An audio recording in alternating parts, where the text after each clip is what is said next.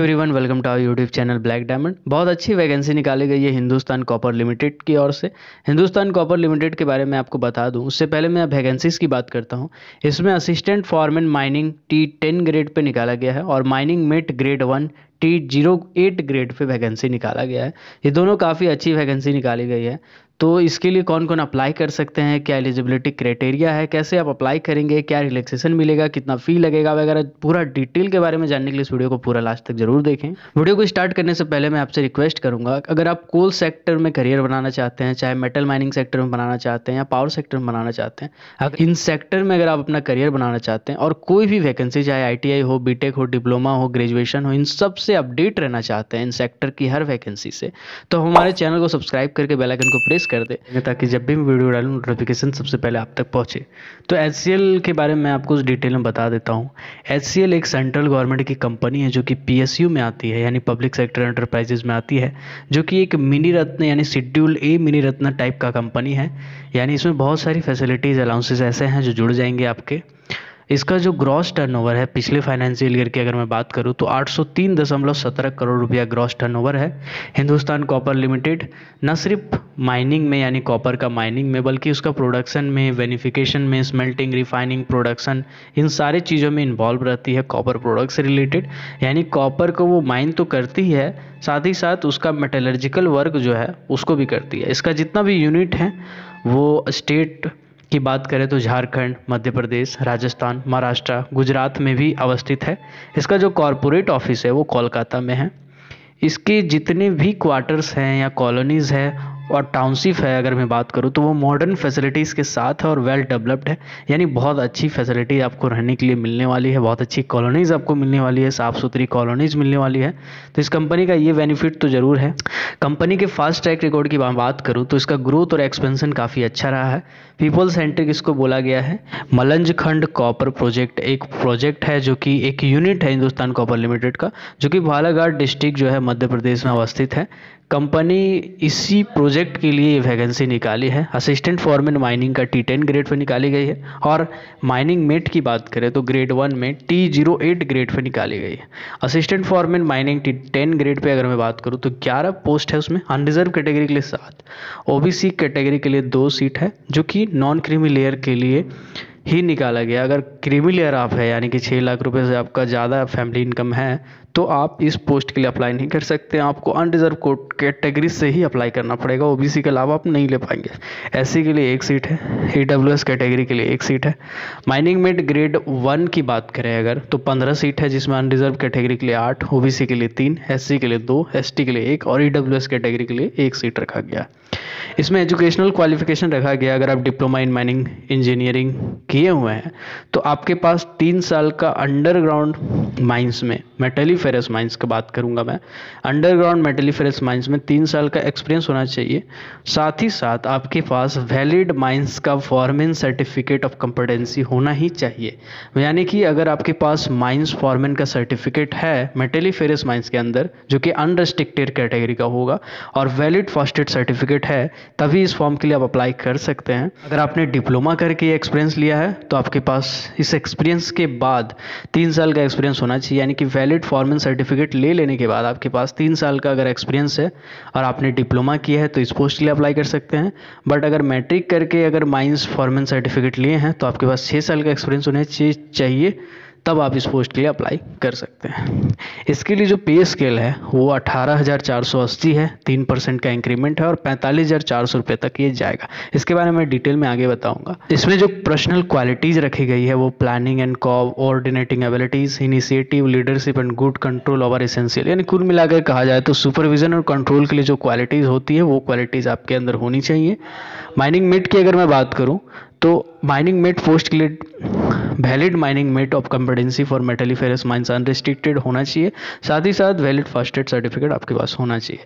अगर आपने diploma in mining engineering किया है और आपके पास माइनिंग मेट का सर्टिफिकेट है तो आपके पास 3 साल का एक्सपीरियंस होना चाहिए अंडरग्राउंड माइंस में। इसमें इसमें एक चीज़ ऊपर वाले में असिस्टेंट फॉरमैन माइनिंग में छूट गया, मैं आपको बता देता हूँ।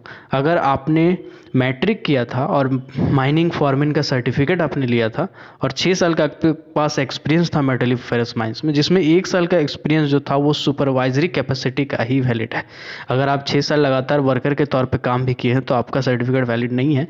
आपको 5 साल अगर आपने वर्कर के तौर पे काम किया बट 1 साल कम से कम सुपरवाइजरी कैपेसिटी पे काम किया है तो आपका सर्टिफिकेट वैलिड है, तब आप इस पोस्ट के लिए एलिजिबल हैं। इसी तरह माइनिंग मेट की मैं बात करूँ तो 5 साल का अंडरग्राउंड एक्सपीरियंस होना चाहिए मेटलिफेरस माइंस में, जो कि मैट्रिक वालों के लिए है। और अगर आपने डिप्लोमा किया है तो 3 साल का एक्सपीरियंस होना चाहिए। एज का अपर एज रिलैक्सेशन इसमें 35 साल का अपर एज रखा गया है और 18,280 प्लस 3% का इंक्रीमेंट 38,670 रुपये तक जाएगा। Good leadership and control over labour, good physique and capacity for sustained work essential, यानी कि इसमें कुल मिला के ये कहा गया है कि भैया आपके पास सुपरवाइजरी कैटेगरी का स्किल तो होना ही चाहिए, साथ में अगर ज़रूरत पड़ा तो कुछ काम भी आपको करना पड़ सकता है, कुछ फिजिकल वर्क भी आपको करना पड़ सकता है। इसमें एक चीज़ लिखा हुआ है, the required years of experience shall be record from the date of attaining mining mate mining form certificate of competency. इन्हें बोला गया है कि भैया आपका माइनिंग मेट और माइनिंग फॉरमैन सर्टिफिकेट ले लेने के बाद का जो एक्सपीरियंस है वो काउंट किया जाएगा।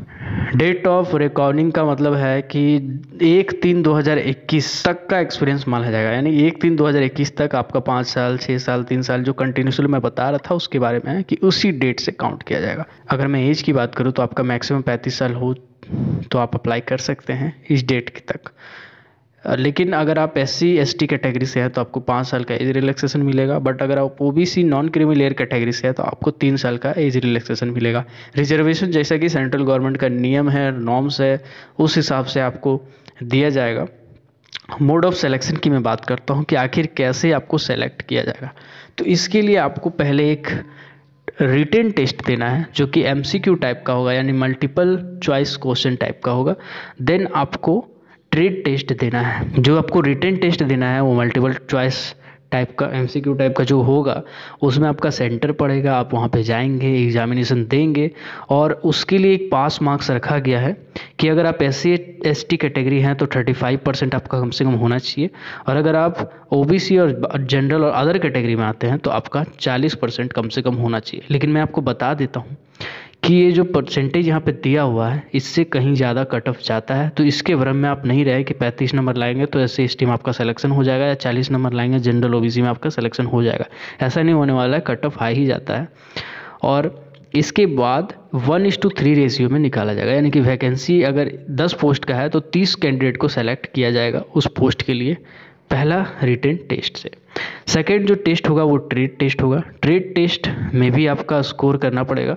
उसके बाद जो भी आपका स्कोर होगा वो रिटेन टेस्ट जो आपने दिया था उससे 80% उसका नंबर ले लिया जाएगा, 80% उसका कैलकुलेट किया जाएगा, और जो आपका ट्रेड टेस्ट का नंबर था उसका 20% कैलकुलेट किया जाएगा, और 80 और 20 इस हिसाब से आपका एक मेरिट लिस्ट तैयार किया जाएगा जिसके हिसाब से आपका सिलेक्शन होगा। आप चाहें तो इसको डिटेल में पढ़ सकते हैं पॉज करके।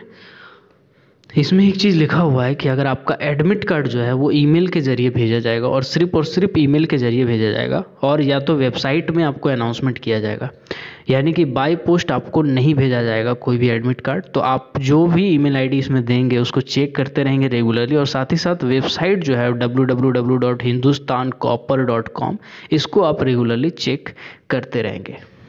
सेंटर भी आपको दिया जाएगा, वो भी आपको पता चलेगा एडमिट कार्ड में ही, पहले से आपको पता नहीं चलेगा। एप्लीकेशन फ़ी की मैं बात करूं तो 500 रुपया रखा गया है OWS, 500 रुपया रखा गया है general category, OBC category, EWS category के लिए, जो कि नॉन रिफंडेबल टाइप का होगा। आपका निकले नहीं निकले ये पैसा वापस होने वाला नहीं है। ये आपको डिमांड ड्राफ्ट बनाना पड़ेगा हिंदुस्तान कॉपर लिमिटेड का नाम पे इन फेवर ऑफ, और पेबल एट मलंज खंड बनाना पड़ेगा। अगर आप SC ST कैटेगरी है, एक्स सर्विसमैन कैटेगरी है या डिपार्टमेंटल कैटेगरी है, डिपार्टमेंटल कैंडिडेट है, तो आपको कोई फ़ी नहीं लगेगा। Last date of receiving duly filled in application 5/4/2021 यानी 5 अप्रैल 2021 तक इसका लास्ट डेट रखा गया है। इसका जो टाइमिंग है वो 5 बजे शाम तक आपको भेजना पड़ेगा डॉक्यूमेंट। इसको कैसे अप्लाई करना है मैं आपको बता देता हूँ डिटेल में। सबसे पहले मैं आपको बताता हूँ कि इंटरनल कैंडिडेट जो भी होंगे वो उनको कोई फ़ी नहीं लगेगा और उनको प्रॉपर चैनल के जरिए भेजना है। यानी कि आप अगर डिपार्टमेंटल कैंडिडेट है, अगर एसटीएल में काम करते किसी पोस्ट में और आप इन दोनों पोस्ट में से किसी भी पोस्ट को भरना चाहते हैं, तो आप अपने माइंस के मैनेजर से बात करेंगे और उनको एप्लीकेशन देंगे प्रॉपर चैनल में, और वो आपको डिस्पैच होते हुए उस जगह तक पहुँचेगा। लेकिन अगर आप डिपार्टमेंटल कैंडिडेट नहीं हैं, आप बाहर वाले कैंडिडेट हैं, तो आप आउटसाइडर अगर हैं, तो आपको कैसे अप्लाई करना है वो मैं आपको बताता हूँ। सबसे पहले A4 साइज़ का एक पेपर में इसको प्रिंट करना है, जो कि इसमें फॉर्मेट दिया गया, आप डिटेल में देखेंगे। यहाँ पे जो फॉर्मेट दिया गया है उसको आपको प्रिंट करना है A4 साइज़ में, और A4 साइज़ में प्रिंट कर लेने के बाद इसको भर लेना है, इसके सारे चीज़ों को भर लेना है। फॉर एग्जांपल यहाँ पे आपको फ़ोटो चिपकाना है, यहाँ पे नाम, date of birth, father name, correspondence address, permanent address, mobile number, pin code, ये सब चीज़ें आपको भर लेनी है। एकेडमिक प्रोफेशनल क्वालिफिकेशंस को भी भरना है, एक्सपीरियंस को भी अच्छे तरीके से भर लेना है। और इसको फिल करने के बाद, सिग्नेचर करने के बाद, इसमें आपको क्या करना है, कुछ डॉक्यूमेंट का जेरॉक्स आपको अटैच करना पड़ेगा। कौन कौन सा डॉक्यूमेंट का जेरॉक्स आपको अटैच करना है वो मैं आपको बता देता हूँ। 10th क्लास का या सीनियर सेकेंडरी का आपके पास जो सर्टिफिकेट होगा उसका जेरॉक्स आपको अटैच करना है डेट ऑफ बर्थ के लिए, और डिप्लोमा या डिग्री जो भी आपने किया है उसका एजुकेशनल क्वालिफिकेशन वाला पासिंग और मार्कशीट दोनों का जेरॉक्स आपको अटैच करना है। माइनिंग फॉरमैन या माइनिंग मेट का सर्टिफिकेट जो आपके पास है उसका जेरॉक्स भी आपको अटैच करना है। फास्ट एड सर्टिफिकेट जो है उसको भी आपको अटैच करना है जेरॉक्स में। एक्सपीरियंस जो है वो उसको भी अटैच करना है, अगर कास्ट सर्टिफिकेट है तो आपको अटैच करना है। एक पासपोर्ट साइज फ़ोटो जो कि आप एप्लीकेशन में लगा रहेगा, और एक पेपर लेंगे आप, उसमें दोनों फ़ोटो चिपकाएंगे, 2 को पासपोर्ट साइज फ़ोटोग्राफ उसमें चिपकाएंगे और उसको अटैच करके एप्लीकेशन फॉर्म के साथ भेज देंगे। इसके बाद आपको एक इन्वेलप में ये सारे डॉक्यूमेंट को डालना है, और इन्वेलप के ऊपर में आपको name of the post applied, यानी कि अगर आप फॉरमैन पोस्ट के लिए लिख रहे हैं तो वहाँ पे लिखना है application for the post of foreman. अगर आपको माइनिंग मेट के लिए अप्लाई कर रहे हैं तो आपको लिखना है application for the post of mining met. ऐसा लिखने के बाद ऊपर में आप बोल्ड में लिखेंगे, उसके बाद इस एड्रेस पे आपको भेज देना है। यहाँ पे जो एड्रेस ग्रीन से सर्कल किया हुआ है, इस एड्रेस में आपको भेजना है 5/4/2021 से पहले। अब मैं आपको सैलरी के बारे में बात करता हूँ। माइनिंग मेट हो या असिस्टेंट फॉरमैन हो, इसके लिए जो सैलरी रखा गया वो पहले तो 6 महीने का प्रोहिबिशन पीरियड होगा, जैसे कि कोल इंडिया लिमिटेड में 1 ईयर का होता है, इसमें 6 महीने का रखा गया है। यानी 6 महीने आपको जो है वो सैलरी कम मिलेगा, यानी 18,480 जो लिखा है प्लस 3% का इंक्रीमेंट करेंगे, कुछ बेसिक अलाउंसेस इसमें जुड़ेंगे, तो कुल मिलाकर के 25-30 के आसपास आपको स्टार्टिंग मिलेगा 6 महीने तक। 6 महीने के बाद आपका सैलरी बढ़ जाएगा और हर साल आपका 3% का इंक्रीमेंट होगा। यानी कि साल भर का अगर मैं सैलरी छोड़ दूँ तो साल भर के बाद आपका सैलरी 40 के आसपास आपको मिलेगा। तो आई होप आपको ये वीडियो पसंद आया होगा। अगर ये वीडियो आपको पसंद आया तो इस वीडियो को जितना हो सके सर्कुलेट करें, इस वीडियो को एक लाइक ज़रूर दें, और अगर अभी तक आपने हमारे चैनल को सब्सक्राइब नहीं किया है तो ऐसे ही वीडियो से अपडेट रहने के लिए, चाहे मेटल माइनिंग हो, कोल माइनिंग हो, पावर सेक्टर हो, इनमें से जो भी वैकेंसी आती है, कोई भी पोस्ट की आती है, अगर उससे आप अपडेट रहना चाहते हैं तो हमारे चैनल को सब्सक्राइब कर दें, बेल आइकन को प्रेस कर दें। Keep watching, keep supporting, till then, Jai Hind.